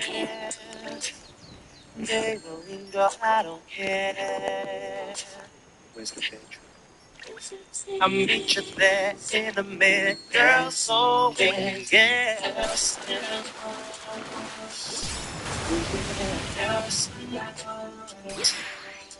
Baby, we can get just a little, just a little. Alright, actually caught a fish. Living, also. Come on, baby, just trust me. personal. I wanna get personal with you. I'm behind you when you're begging with your hands against the wall. But keeping one eye on the door. Got your t-shirt and your panties on. Ooh, I feel so right, can't be wrong. Oh, I know you like it when I put you there. Girl, just keep it quiet, oh, they'll hear. Feel it trembling down your leg. I love to head to your bed so that we can do this.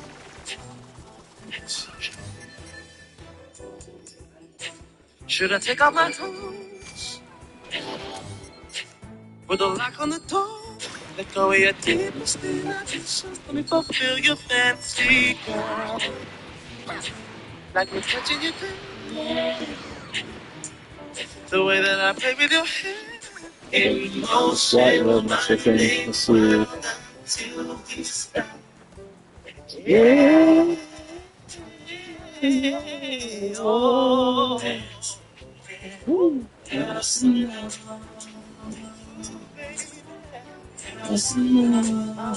Personal with you. We can do anything you wanna do. Bang, uh-huh. Me. Whoa. Feel the badness I can see. And the way it's touching me. I want it, baby, all the time. Well, fishy.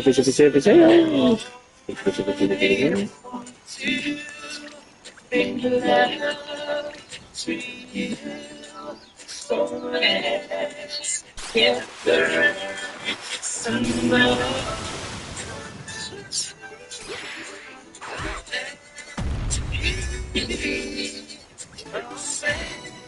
did my best.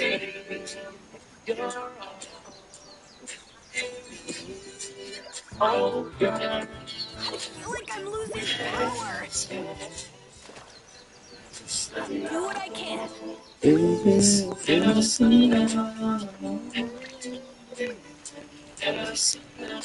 It's like ecstasy, Baby. Boom, boom, pow. girl, I don't give a damn about this. 'Cause that's all that's there. I just wanna get personal, baby. So bad it makes me want. I did my best.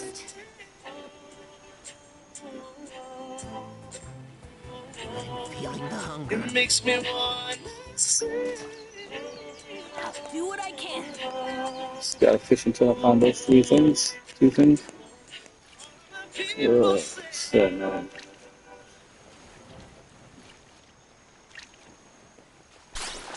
Annoying.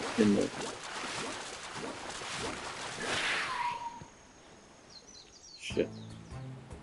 All right, I actually caught a fish. I'll do what I can.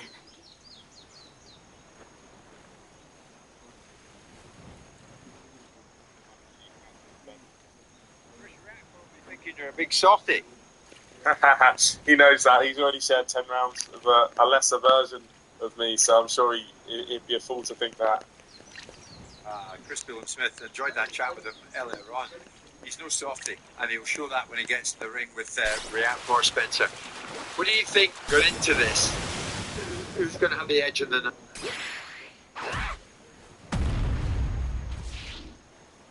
And Cody at the Vitality Stadium, so he's used to the stadium as well. It's a fantastic fight. I think Willem Smith's had 10 wins since then.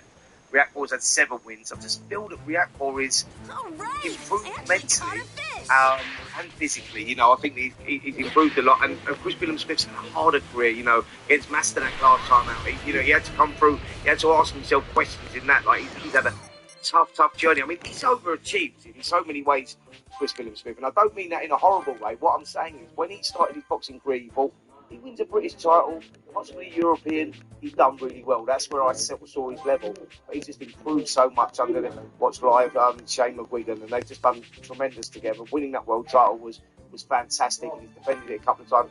Great fight. And I just lean towards React 4 just because I feel that timing might just be right for him on this fight, but I would never bet on it because it's a, you know, we've seen with William Smith that he can weather the storm, he can come through those tough times, and he can pull it around. Are you saying he doesn't feel sorry for he hasn't himself. lived up to expectation, William Smith? Oh no, you thought he was going to get there, but so far he's only get there. No, totally the opposite, the other way around. That's what I'm saying. He's far exceeded expectations. I see. Right. No, I think that what he's gone on to achieve, like I never thought he was going to do what he's done. And you know, you just look at him, you go, the improvements and that will to win. And that psychological battle that we're talking about, you know, not feeling sorry for yourself when things are not going your way. He's weathered many storms in fights and turned them around. He's got that ability to do that, which is a fantastic trait to have. Did you have doubts, Simon, about if he would get to where he has got to?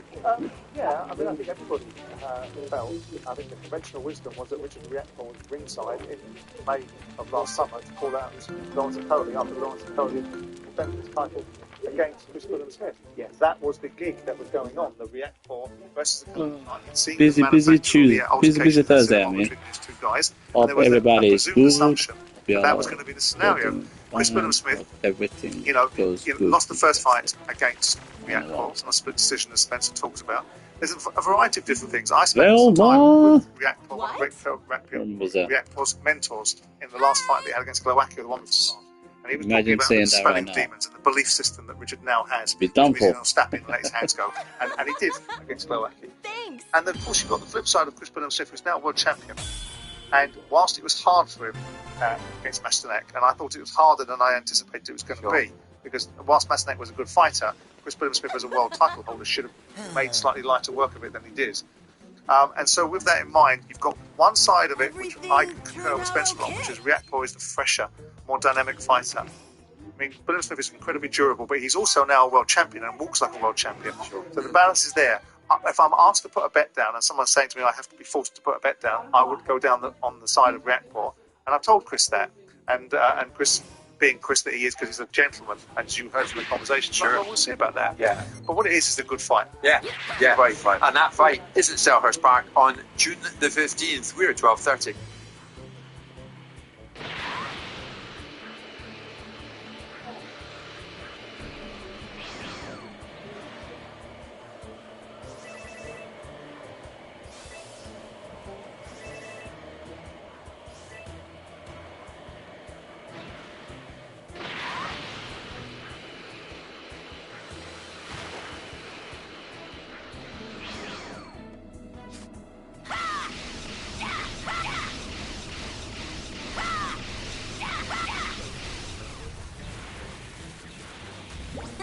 I'm pretty good at it.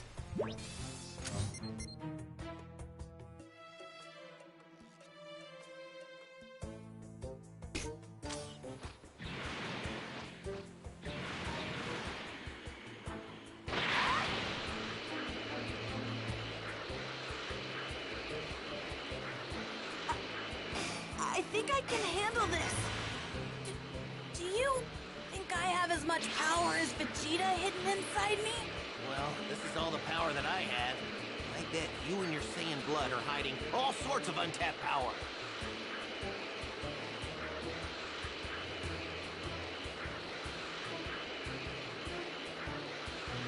Hang in there, Gohan. It's not much longer till we reach Guru. Right.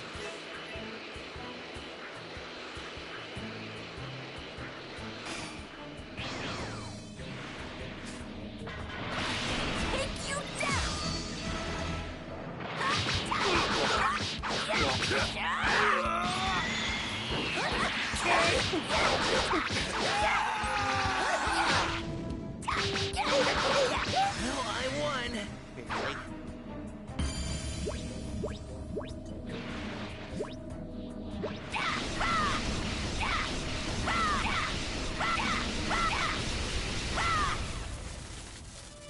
Hope that stops. What's this?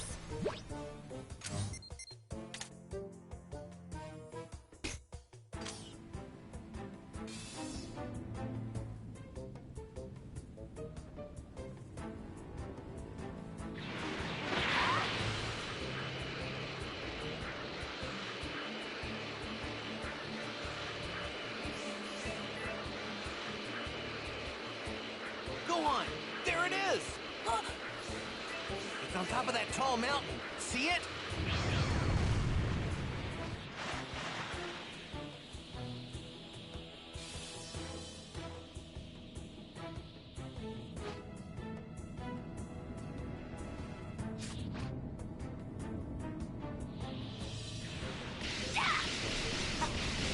I think I can handle this. Hope that stock got it. Take you down. The election, it will implement the biggest shake-up of the railways in a generation. The party plans to renationalise the railways. As every private contract ends, a service will be brought back under national control. Shadow Transport Secretary Louise Hay outlines what else Labour plans to do. We will create a tough new passenger watchdog that will hold Great British Railways to account on behalf of the passenger, both on performance and on the quality of the service they provide. Because we believe that customer experience matters. An 18-year-old from Sudan has become the fourth person to be arrested after 5 people died on Tuesday attempting to cross the Channel. He's being held on suspicion of facilitating illegal immigration and entering the UK illegally. The leader of the Scottish Conservatives has said the party is going to lodge a motion for a vote of no confidence in Scotland's First Minister Hunter Youssef. It's after the SNP ended its power-sharing deal with the Scottish Greens. And more than 430,000 shoplifting offences were recorded last year. That's the most since records began more than 20 years ago. According to the Office for National Statistics, that the 37% Sport with Boston. If you're looking for professional grade seals that offers technologically advanced performance, choose Boston Pro Seals. A former Netherlands international says Van Dijk may follow Klopp out the door in the summer. And could the Crucible be about to lose the Snooker World Championships? More with Will at 1. Jeff Kelly, the personal weekend live with exclusive studio football continues on TalkSport and TalkSport 2. Oh, tonight from 7:30. Right, I think I can handle this. Manchester City live on TalkSport. You absolutely can. With full fan reaction after the final whistle on the sports bar. What we've just seen is exceptional. What a massive week. Tune in with live and exclusive television football on TalkSport and TalkSport 2.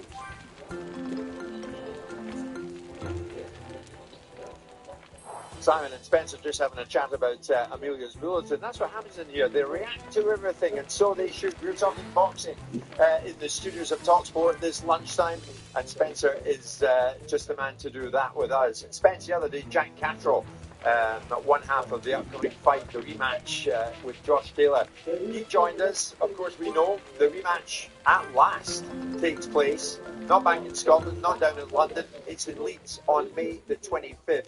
They are the bitterest of bitter rivals, these two. And Jack Catterall spoke to us in the build-up to what should be an epic night. You know what, I'm taking confidence from the work I'm putting in. I'm training really hard. And that's what's always been confidence in fight night. I look back to the 10, 12, 15, 2-year period where I've not had fight days. I've stayed in the gym, I've stayed working, I'm travelling, sparring people. And that's what gives me the confidence. I'm sensing great power. I'm up for this fight. After the first fight, you have a feeling of Vegeta! For the first Go time. on. I'm gonna buy us some time. You hurry on to Guru's place. Okay. Do you have a death wish, runt? Hand over that Dragon Ball with the 4 stars on it, right now!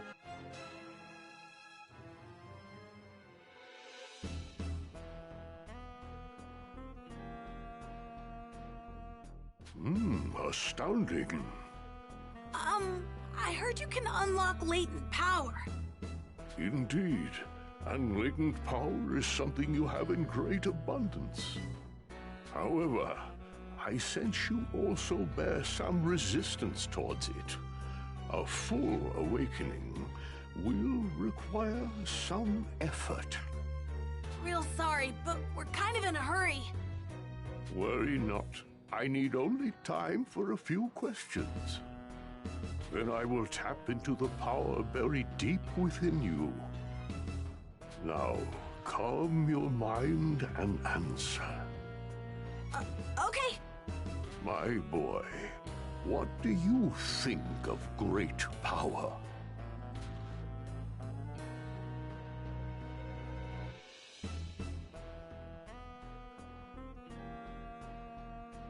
No, that is not what you truly believe.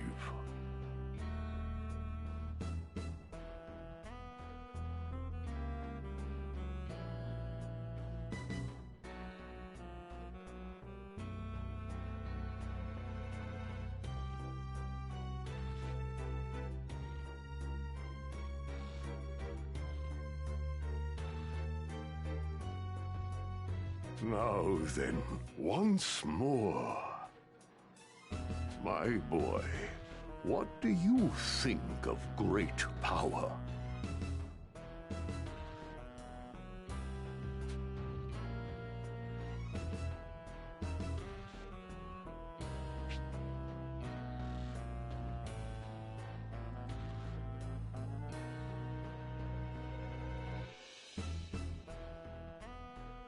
Yes, to you, power can be a frightening force indeed.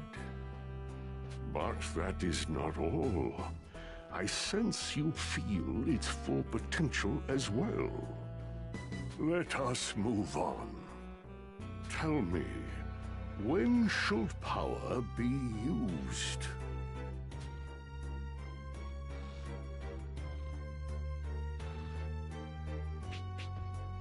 Correct. Power must be utilized only when necessary. The final question. Upon gaining power, for what purpose will you fight?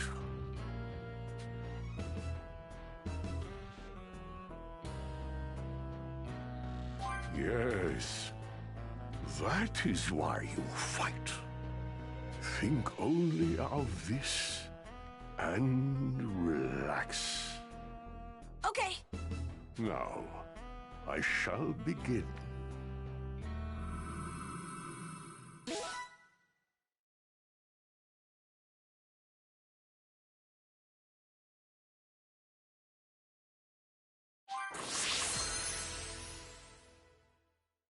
What the? There's someone in there. That's where you've hidden the ball, isn't it? No! Wait, Vegeta! Don't! Get lost. There's no way I'm letting you inside. Do you want to die that badly? A huge power level is inside. That must be Kakarot. So he is here after all. What the hell? It's you! How did you increase your power so much? Oh, Dende, I have a favor to ask of you, my child.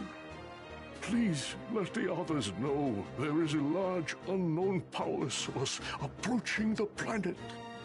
What? Of course! Everyone! Grand Elder Guru says something is approaching the planet! Hey, it's gotta be Goku! Goku's finally here! What? You really think so? It feels like there's more than one. More than one? Wait! That means 1, 2, 3, 4, 5. It's energy! Damn it, it has to be the Ginyu Force! I can't believe Frieza actually called the Ginyu Force! You! Give me the Dragon Ball right now! Are you insane? There's no way we're gonna give it to you! Just do it! I won't lay a finger on you once I'm immortal! You have my word! You think we're falling for that? Don't you get it? Each member of the Ginyu Force is just as strong as me, maybe even stronger! And there are 5 of them! They'll hunt us down with their advanced scouters and kill every single one of us! There's only one way to beat them, and that's to give me the ball so I can wish for immortality! The Saiyan may be speaking the truth. There are indeed 5 evil power sources on their way. But if we do this, then we came all the way out here for nothing! The Dragon Balls grant the user 3 wishes. You can still have your wish granted. 3? I thought we only got one wish. If I don't get my wish, then kiss your asses goodbye! Okay, fine. Follow us. But you had better keep your promise. This is crazy! Fly as fast as you can!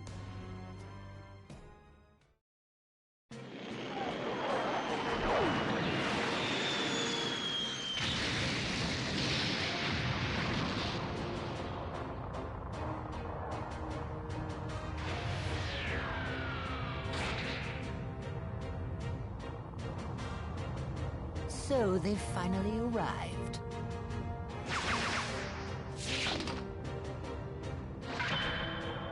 Recoome! Guys, slow down! Ginyu! Together we are the Ginyu Force!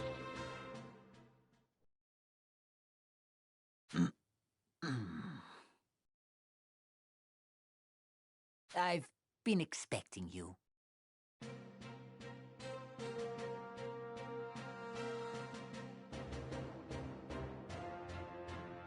Thank you, sir. Lord Frieza, we humbly await to carry out your orders.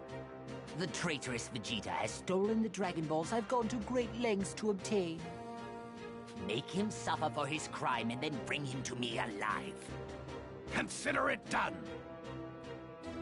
Scouters have already locked on. We have Vegeta's location. Lord Frieza, here's that scouter you ordered. Thank you. Now, time for our mission. Men, are you ready for this? To battle!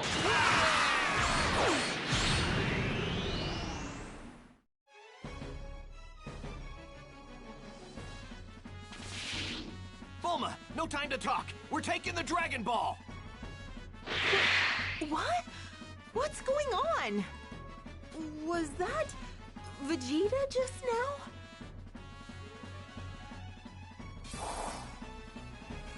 Go on. Were you able to get Guru to unlock any of your latent power? Yeah. Your tiny power increase isn't going to be enough to take Ginyu and his men on.